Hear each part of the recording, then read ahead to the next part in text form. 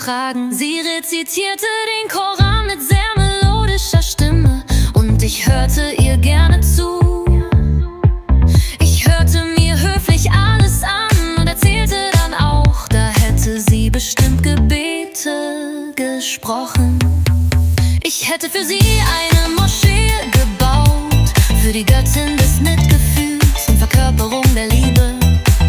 Ich hätte ihr mein ganzes Herz ausgeschüttet und ihr heiliges Buch vorgelesen.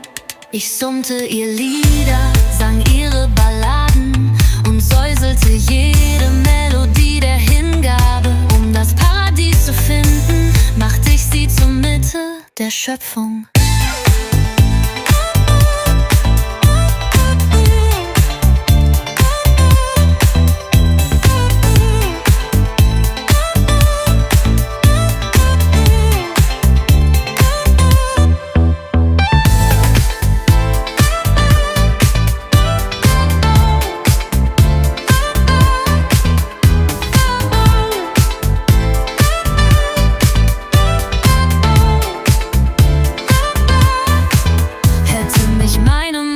Angerufen, wäre ich hingegangen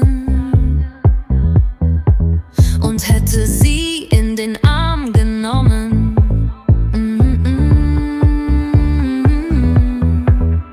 Hätte sie